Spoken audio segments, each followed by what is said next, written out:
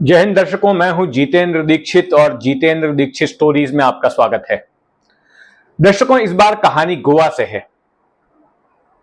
गोवा इस राज्य का नाम सुनते ही आंखों के सामने एक ऐसी दुनिया की तस्वीर आ जाती है जहां खूबसूरत समुद्र तट हैं, बीच हैं, जहां पर ऊंचे ऊंचे नारियल के पेड़ हैं, जहां हरियाली है और जहां देश और दुनिया से लोग मौज मस्ती के लिए जाते हैं। लेकिन गोवा की इन्हीं वादियों में अब से चंद साल पहले तक एक ऐसा शख्स घूम रहा होता था जो जवान लड़कियों को अपना निशाना बनाता था, अपना शिकार बनाता था और उनकी हत्या कर देता था। 1994 से लेकर 2009 तक इन 15 सालों में उसने 16 लड़कियों की हत्या की। इस सीरियल किलर का नाम है महानंद नायक। जिस भी लड़की को इसे अपना शिकार बनाना होता था, पहले उससे दोस्ती करता था, जान पहचान करता था और उसके बाद उसे शादी का झांसा देता था। और फिर एक दिन वो कहता था कि चलो मैं तुम्हें अपने घर वालों से मिलवाने ले चलता हूं, पूरी तरह से गहनों से सज धज कर आना। और जब वो लड़की आती थी तो उसको ये किसी सुनसान ठिकाने पर ले जाता, उसके साथ सेक्स करता और फिर गला दबाकर उसे मार देता और जो गहने वो पहने होती उसे बेच देता। तो इस तरह से उसने कई लड़कियों को अपना शिकार बनाया। उसकी कहानी पर एक डॉक्यूमेंट्री हाल ही में आई है, द दुपट्टा किलर। और इस डॉक्यूमेंट्री को मेरे एक दोस्त मुकेश कुमार की रिपोर्टिंग के आधार पर तैयार किया गया है। मुकेश कुमार वैसे तो उत्तर भारत के रहने वाले हैं, लेकिन बीते चंद सालों से वो गोवा में सेटल हो गए हैं। वहां पर प्रूडेंट नाम के एक न्यूज संस्थान में काम करते हैं, क्राइम रिपोर्टिंग करते हैं, कोर्ट रिपोर्टिंग करते हैं। और इस सीरियल किलर महानंद नायक के केस को उन्होंने एक लंबे वक्त तक फॉलो किया। यही नहीं, वे जेल में जाकर इस सीरियल किलर से मिले और उससे बातचीत की। तो आइए इस सीरियल किलर की कहानी, जिसने पूरे गोवा को खौफजदा कर दिया था, सुनते हैं खुद मुकेश कुमार की जुबान से। मुकेश कुमार इस वक्त हमारे साथ मौजूद हैं।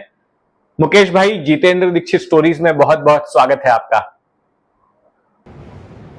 धन्यवाद जितेंद्र भाई, अपने प्लेटफॉर्म पर मुझे दुपट्टा किलर, जो मेरी डॉक्यूमेंट्री है जिसके साथ मैं जुड़ा हुआ हूँ एक रिसर्चर और क्रिएटिव कंसल्टेंट के तौर पर, इसके बारे में बात करने के लिए मुझे मौका देने के लिए आपका बहुत बहुत धन्यवाद। मुकेश भाई, आप बीते कई सालों से महानंद नायक के केस को फॉलो करते आए हैं। यह बताइए कि उसके इस अपराध की दास्तान शुरू कैसे हुई? तो महानंद नायक सिरोडा के अंदर एक तरवले गांव है, वहाँ का रहने वाला व्यक्ति है जो 1969 में पैदा हुआ। जब वो 25 साल का हुआ 1994 में, उस वक्त उसने अपने पहले अपराध को अंजाम दिया था। उस लड़की का नाम था गुलाबी गांवकर, जिसको पुलिस के जो डॉक्यूमेंट्स हैं उसके मुताबिक उसने पहली हत्या गुलाबी गांवकर की थी। और मकसद शुरू से वही रहा कि हत्या करना है और उसके बाद उन विक्टिम्स के जो गोल्ड ज्वेलरी, उनके गहने होते थे उनके शरीर पर, वो चुरा लेता था, उसको बेच देता था। और कहने को तो ये भी कहते हैं कि वो टैक्सी ड्राइवर था। Taxi driver means rickshaw driver, जो 3 व्हीलर रिक्शा होता है वो चलाता था। लेकिन उसका जो लालच था, वो उस ड्राइवर के तौर पर काम करने से जो पैसा मिलता था उससे ज़्यादा था। और यही वजह है कि उसने लड़कियों को फंसाना शुरू किया और उसको शादी का लालच देके, प्यार करने का नाटक करके वो लड़कियों को फंसाता था और उसकी हत्या कर देता था जब भी उसे मौका मिलता था। उसका एक मोडस ऑपरेंडी था कि वो लड़कियों को कहता था कि मैं तुम्हें बहुत पसंद करता हूँ, मैं चाहता हूँ कि तुमसे शादी करूँ, और आज चलो, एक दिन निश्चित कर लेता था वो कि इस दिन हम चलते हैं और आज मैं तुम्हें अपने परिवार के सदस्यों से, अपनी माँ से, अपनी बहन से, इस तरीके से मिलवाने के बहाने से बुलाता था। अब जो लड़की इस उम्मीद में जा रही है कि आज अपने होने वाले ससुराल के परिजनों से, परिवारजनों से जो होने वाले हैं उनसे मिलने जाना है, उनको इम्प्रेस करना है, तो वो अपने पास जो भी गहने होते थे, अपने रिलेटिव्स के जो गहने होते थे, कुछ केसेस में तो विक्टिम्स ने कर्ज लेकर के गहने खरीदे और तब उसे पहन के गए, और ये उसको उस मौके का फ़ायदा उठा करके अपने परिवार से मिलाता नहीं था, अपने परिवार के सदस्यों से नहीं मिलवाता था, लेकिन उसी भुलावे में किसी सुनसान जगह पर ले जा करके ये उन लड़कियों की हत्या कर देता था।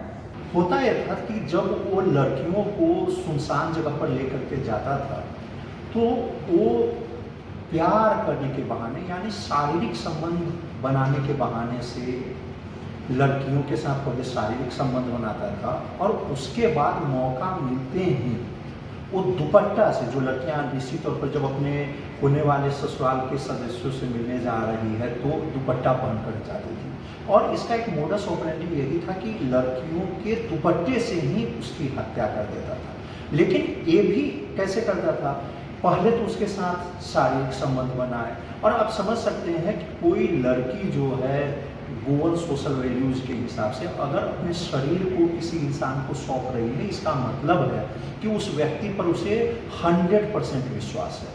और तब ऐसा कहा जाता है, जिन लोगों ने महानंद नायक से उस समय 2009 में जब वो पकड़ा गया था और जब पुलिस ने उसकी पूछताछ की, तहकीकात की, और जो स्टेटमेंट्स उसने दिए उसके मुताबिक वो लड़कियों से कहता था, क्या मैं तुम्हें मार दूँ? कहने का तरीका प्यार भरा होता था। अब निश्चित तौर पर जो लड़की अपने प्रेमी पर इतना भरोसा कर रही है तो उसको लगता था कि ये तो मजाक है, बोलती थी हाँ मैं तुम्हारे लिए मरने को तैयार हूँ, और लड़की जैसे ही ये कहती थी कि हाँ तुम मुझे मार दो या मैं मरने को तैयार हूँ, ये उसी के दुपट्टा से उसकी हत्या गला दबाकर बहुत निर्ममता से कर दिया करता था। तो ये उसका मोडस ऑपरेंडी था, जो पहले केस में नहीं था। पहले केस की जो विक्टिम थी गुलाबी गांवकर, उसे इसने पत्थर से सर फोड़ करके उसकी हत्या की थी। लेकिन उसके बाद के जो ऑन रिकॉर्ड 15 विक्टिम्स रहे हैं, 15 लड़कियां जो रही है जिसकी इसने हत्या की, उन सभी के मारने का तरीका यही होता था। और यही कारण है कि पुलिस हो, स्थानीय लोग हो या स्थानीय मीडिया हो, सब इसे दुपट्टा किलर के नाम से जानते हैं, क्योंकि इसका मोडस ऑपरेंडी था विक्टिम्स के दुपट्टे से ही उसकी हत्या कर देना। मुकेश भाई बताते हैं कि महानंद नायक को दूसरी हत्या के बाद ही, जब उसने दूसरी हत्या की उसके बाद ही उसको पुलिस ने पकड़ भी लिया था, लेकिन फिर ऐसा क्या हुआ कि वो पुलिस की गिरफ्त से तुरंत छूट भी गया और फिर उसने आगे चलकर एक एक करके कई हत्याओं को अंजाम दिया? वो बाहर कैसे आया? जो 2 मामले हैं जिसमें इसे सजा मिली है, उसमें से एक वसंती गावड़े का भी केस है। लेकिन वो केस मैं बार बार क्यों मेंशन करना चाहता हूं, क्योंकि वसंती गावड़े केस में बसंती के भाई ने इसे देखा था, महानंद के साथ अपनी बहन को जाते हुए देखा था, और उसने पुलिस में शिकायत भी की थी कि उसकी बहन महानंद नायक के साथ गई है, और पुलिस ने इसे गिरफ्तार किया था। उस समय के मुताबिक डिटेंशन हम बोल सकते हैं, गिरफ्तार तो मैं नहीं बोलूँगा क्योंकि इसमें उस वक्त हत्या का मुकदमा दर्ज ही नहीं हुआ था, बट डिटेन हुआ था सस्पिशन पर, क्योंकि सीधा सीधे उसके भाई ने, जिसे लीगल टर्म में हम लास्ट सीन थ्योरी कहते हैं, उसके भाई ने देखा था और इस बात की शिकायत की थी पुलिस के साथ कि महानंद नायक ही है वो व्यक्ति जिसके साथ उसकी बहन गई है। लेकिन स्थानीय टैक्सी ड्राइवर्स, जो रिक्शा ड्राइवर्स, टैक्सी ड्राइवर्स इसके सपोर्ट में आ गए और सबने कहना शुरू किया कि महानंद नायक उस वक्त जो कंप्लेनेंट भाई की तरफ से जो समय बताया जा रहा है, उस वक्त उन लोगों ने कहा कि ये महानंद नायक तो उनके साथ था।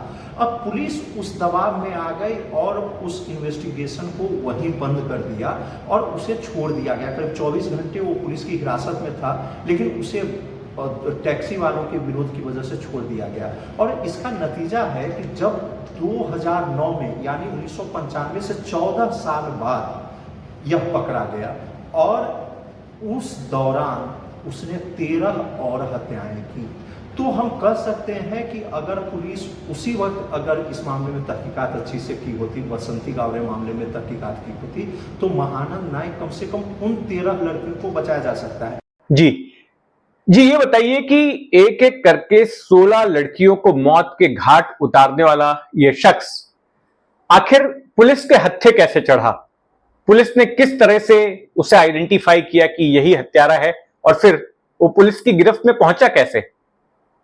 देखिए 10 जनवरी 2009 को योगिता नाइक की हत्या हुई। वह महानंद के साथ गया और साखली के एक इलाके में जंगल में काजू के प्लांटेशन में ले जाकर के उसकी हत्या की। 4-5 दिन के बाद योगिता की लाश मिली जो पूरी तरीके से सड़ी गली लाश थी।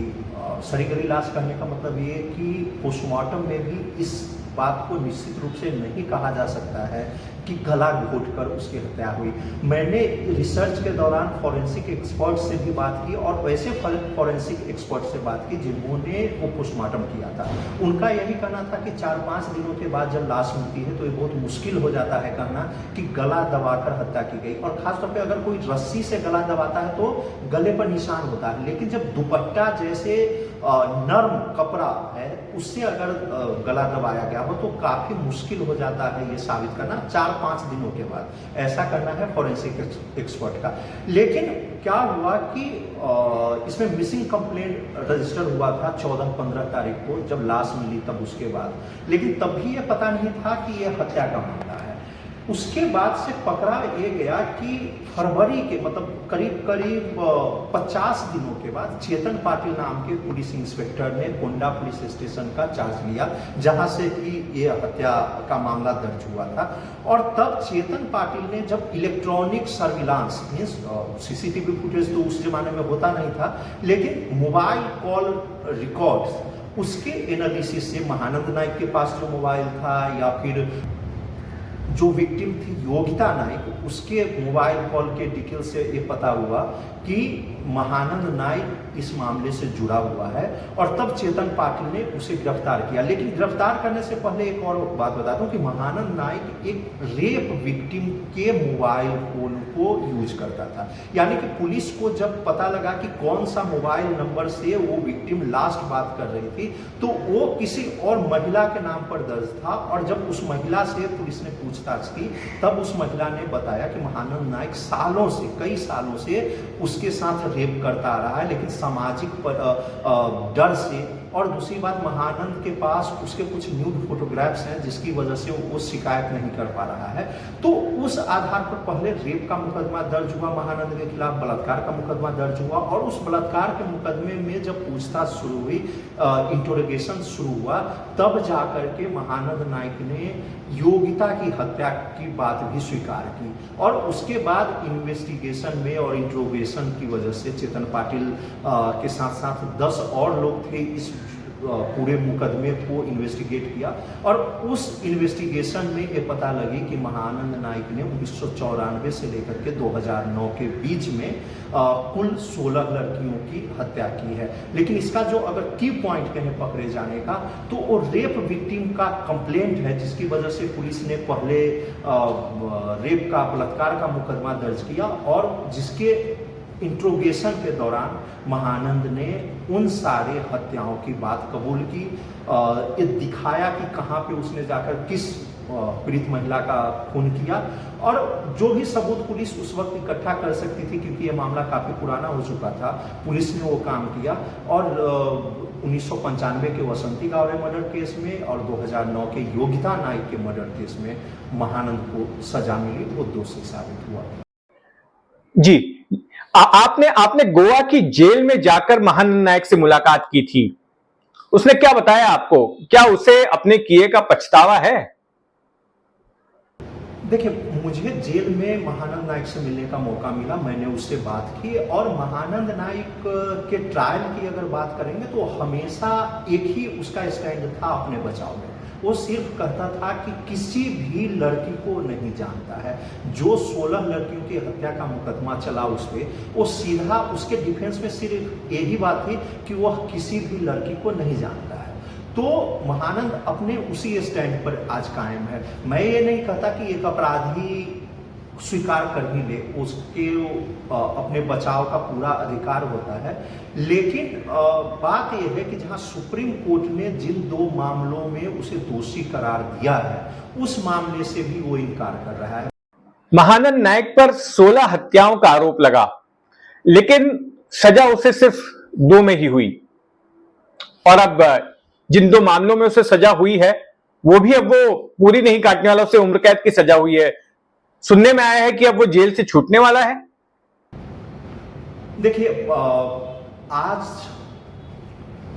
आज महानंद नायक जेल में बंद है, पिछले 15 सालों से जेल में बंद है। उसके सारे मामलों में सुनवाई पूरी हो चुकी है, लेकिन अब जो लीगल प्रोविजन है उसके तहत प्री मैच्योर रिलीज के लिए सेंटेंस रिव्यू बोर्ड के सामने अपने एप्लीकेशंस देता रहता है। सेंटेंस रिव्यू बोर्ड की जब रिव्यू मीटिंग होती है तो उसमें तय किया जाता है कि किसी अपराधी के जो प्री मैच्योर रिलीज की एप्लीकेशन है उसको अलाउ किया जाना चाहिए या नहीं। तो अभी जो है स्टेटस यही है इसका कि वो सेंटेंस रिव्यू बोर्ड के पास इसके एप्लीकेशन प्री मैच्योर रिलीज के जो एप्लीकेशंस हैं वो सुना जाना बाकी है, और फिलहाल वो कुलवाले जेल, गोवा के कुलवाले जेल में बंद है।